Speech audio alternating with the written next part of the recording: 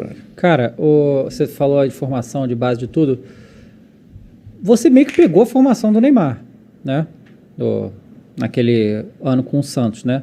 Ele tinha quantos anos? Já era 16? 17? Como é que ele estava quando chegou para você? Não, jogadores fora de série, olha... É outra coisa, é diferente.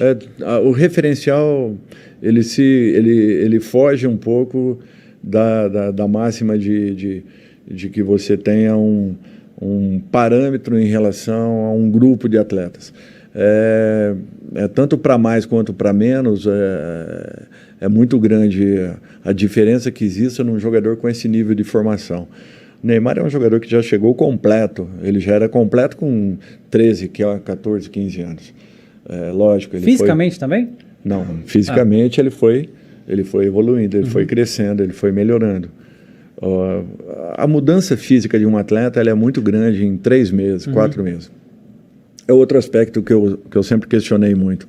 Um garoto nascido em dezembro, ele tem uma defasagem de 12 meses em relação a um garoto nascido em janeiro do mesmo ano, né? 12 meses de diferença. E ele joga contra esse mesmo garoto, ou melhor, ele compete com esse mesmo garoto que já tem 12 meses à frente dele. Por isso que quando a gente pega aí os jogadores, a idade dos jogadores, nós vamos ver que nos primeiros 3 meses do ano, a grande maioria dos jogadores que deram certo na vida são jogadores de janeiro, fevereiro, março, abril, maio, junho, um pouquinho menos. Julho, agosto, setembro, bem menos. Porque a idade... Então, essa para mim era a primeira mudança que nós tínhamos que fazer no nosso calendário. Campos menores, garotos que... finalizando 20 anos. Qual é o teu mês? Setembro. Então, eu vou finalizar a minha formação quando eu completar 20 anos, no mês de setembro, no dia X. Aí sim eu vou ter os meus 20 anos. Mas, até então, eu não tenho 20 anos. Por quê? Porque eu nasci em setembro, mês 9. O camarada que nasceu em janeiro tem 9 meses de diferença para mim. Então, eu vou competir com esses mesmos garotos. Quer dizer, eles já estão com 1 ano de formação e eu ainda estou com 1 mês de nascimento. É uma diferença considerável, muito grande. Sim, sim. E, queira ou não, isso daí cria uma disfunção na forma como você vai avaliar um menino.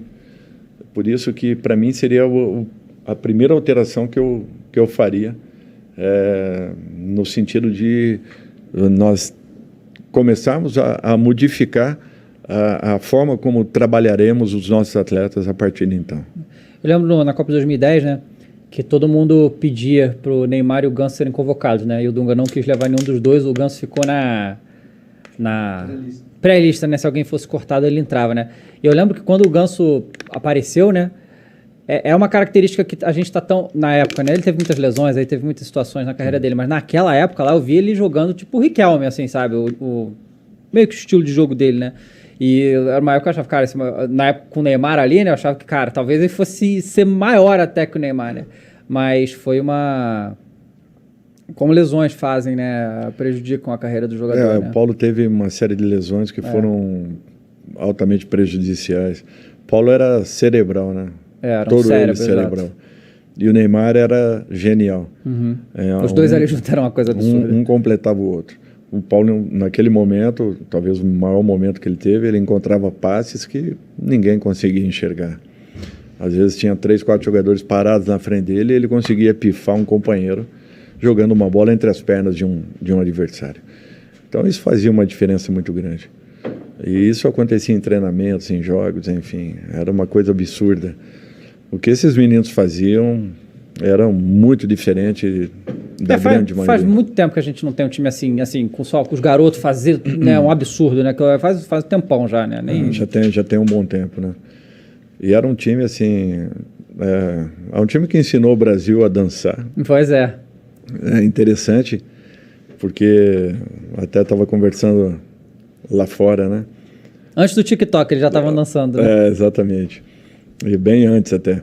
Mas você parava o ônibus assim no aeroporto, num centro de treinamento, aparecia gente de todo lado. definiu bem, até como Alexandre definiu muito bem, como a bitomania, e parecia uma bitomania.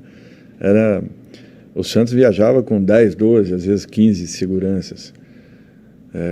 Geralmente a gente viaja com 2, 3, olha lá, quando muito. E era necessário aquilo.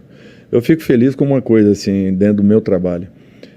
Eu sempre dei muita atenção às categorias de base, todos os clubes que eu passei. Porque eu nunca tive um cheque em branco para contratar. Nunca. Nunca tive. No Brasil é difícil, né? Muito difícil. Nunca tive a liberdade de contratação, de trazer aquele jogador que eu gostaria, que eu queria. Por exemplo, eu fui atrás do Bruno Henrique quando ele estava no Goiás e ele foi vendido. Só consegui trazê-lo quando ele estava na Alemanha para o Santos. É um exemplo, né? Que você às vezes não consegue competir em igualdade, você tem que ser criativo, né? Ser criativo, tá atento ao mercado. E eu sempre valorizei muito as categorias de base.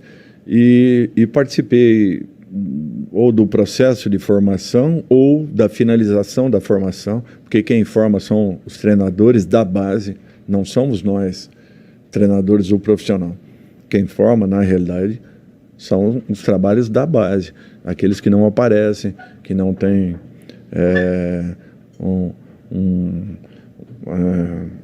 os holofotes em cima. Esses sim são os verdadeiros formadores, nós não. Nós damos a oportunidade. E o meu trabalho sempre foi pautado em cima disso. A última seleção da última Copa, nós tínhamos 14 jogadores que nós iniciamos de alguma maneira ou estivemos no meio desse processo todo. E eu fico muito feliz com tudo isso. O ano retrasado, quando o Coutinho, né, foi para o Barcelona, se não me falha a memória, e o Neymar para o PSG, foram os 2 jogadores mais caros do futebol mundial. E trabalhamos com os 2 com 16 para 17 cada um. Depois um terceiro jogador foi vendido. Não. Do São Paulo, que foi pro... O Antony? Não, o lateral. Brenner? O zagueiro. O Brenner? Não. Meu Deus. Do São Paulo? Que foi pro Porto e agora foi pro... o Militão. O Éder Militão, que nós também colocamos ali numa outra função. Então, 3 jogadores vendidos assim, de repente, no futebol mundial, com valores expressivos, né? Então, eu fico muito feliz de ter participado desse momento desses garotos, porque eu acho que é um tipo de retorno para o profissional que foge muito aquele sentido de reconhecimento, ou material, ou mesmo por parte assim da mídia, de um modo geral. Essa satisfação de você lançar um garoto e, de repente, ver o resultado ali na frente, como agora, por último, o Lucas Veríssimo. Ele estava para ser liberado do Santos. Ele não tinha conseguido, nesse processo de crescimento dele, de formação, ter tido uma oportunidade no time de cima. E eu estava vendo um dia um treinamento da base, e ele já passando para o Sub-23, porque não havia conseguido. E eu vi ele treinando. Era a terceira vez que eu estava vendo ele treinando e me chamou muita atenção.